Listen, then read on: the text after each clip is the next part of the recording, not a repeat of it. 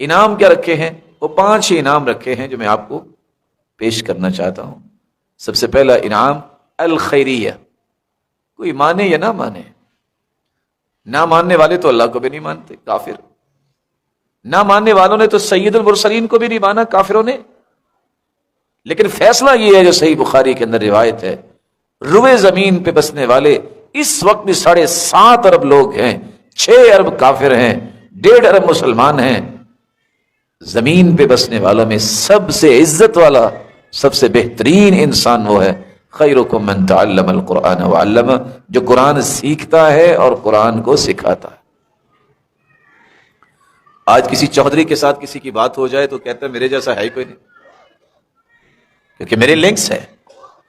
ایک وہ ہے جس کو اللہ عز و جلال نے اپنا خاص الخاص بنا لیا، ان للہ اہلین، اللہ کے خوش خاص بندے ہیں۔ قیل من ہم یا رسول اللہ، سوال کیا کہ اللہ کے پیارے پیغمبر وہ کون سی ہستیاں ہیں جو آپ کے خاص لوگ ہیں، جو اللہ والے ہیں وہ کون ہیں؟ جواب سنیے گا، اہل اللہ اہل القرآن ہم اہل اللہ وخاصۃ، جن کا قرآن سے تعلق ہے یہ اللہ والے ہیں اور اللہ کے خاص الخاص ہیں۔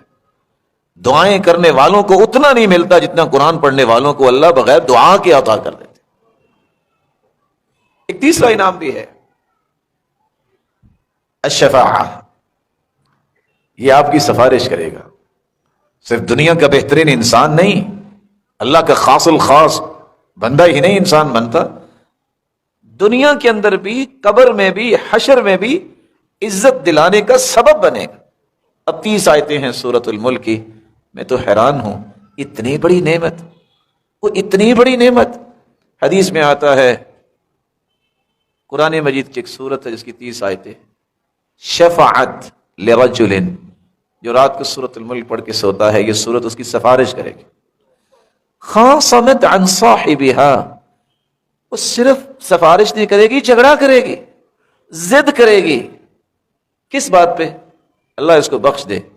اور روایت بتاتی ہے حتی ادخلتہ الجنہ، جب تک سورۃ الملک پڑھنے والے کو یہ سورت جنت میں داخل نہیں کروا دے گی یہ اپنی ضد سفارش کی چھوڑے گی نہیں۔ اقرأ القرآن فإنہ یأتی یوم القیامة شفیعا لأصحابہ، یہ قیامت کو آپ کی سفارش کرے گی۔ ایک چوتھا انعام بھی اللہ نے دیا ہے جو دنیا میں کسی کو نصیب نہیں، نہ آخرت میں کسی کو نصیب ہوگا، الماہر بالقرآن مع السفرۃ الکرام البررہ، اللہ قیامت کو جب صفیں لگائیں گے، فرشتوں کی صفیں الگ، انسانوں کی الگ، پڑھے لکھوں کی الگ، جاہلوں کی، مجرموں کی الگ، وہاں ایک فیصلہ ہوگا۔ اللہ فرمائیں گے قرآن پڑھنے والے آج بھی خاکی صفوں میں ہی کھڑے ہو، نکلو یہاں سے، آ جاؤ اس صف میں جس صف میں جبریل امین کھڑے ہیں۔ اللہ، اس صف میں جبریل امین کھڑے ہیں، آج اس صف میں آ جاؤ۔ پھر اللہ عز و جلال کیسا انعام دیں گے؟ یجیء القرآن، ادھر یہ فرشتوں کی صف میں ہے، قرآن آ جائے گا اور آگے کہے گا یا رب حلہ، اللہ اسے انعام اور دیجیے۔ یہ پوری کائنات کے سامنے جبریل کی صف میں آ گئے، اس سے بڑا بھی کوئی انعام ہے؟ نوریوں کی صف میں آ گیا، قرآن کی سفارش پہ اللہ اسے پھر ایک جنتی لباس پہنائیں گے، خلعت فاخرہ۔ قرآن پھر کہے گا یا رب زدہ، اللہ اور عطا کیجیے۔ فیلبس تاج الکرامہ، اس کے سر پہ عزت اور کرامت کا تاج پہنایا جائے گا، سورج کی روشنی سے بھی زیادہ اس کی چمک ہوگی۔ قرآن پھر کہے گا یا رب ارض عنہ، اللہ اس سے راضی بھی ہو جائیے۔ تو یہ راضی ہونے کی تو باتیں ہو رہی، اللہ فرمائیں گے میں راضی ہو گیا ہوں۔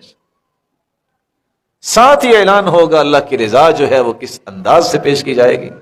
یقال لصاحب القرآن، یہ 5واں انعام ہے، الرفعہ المثالیہ، مثالی بلندی ملے گی۔ کیسی؟ یقال لصاحب القرآن اقرأ وارتقی ورتل كما كنت ترتل في الدنيا فإن منزلتك عند آخر آية تقرأها۔ وہ قاری قرآن، دنیا میں تم قرآن پڑھتے تھے، ممبر پہ بیٹھ کے بلند جگہ پہ قرآن پڑھ کے نیچے اتراتے تھے، سننے والے ہوتے تھے بہت تھوڑے۔ میرے بندے آج بھی قرآن خوبصورت انداز سے پڑھو، فرق یہ ہے پڑھتے جاؤ، جنت کی سیڑھیاں چڑھتے جاؤ، جہاں من الجنت والناس آئے گی وہاں تیرا مقام ہو۔ اللہ تعالیٰ سے دعا ہے اللہ تعالیٰ ان پانچوں انعامات کا ہم سب کو ہماری اولادوں کو بھی مستحق بنائے اور ہمارے اندر قرآن کی سچی محبت پیدا فرمائے۔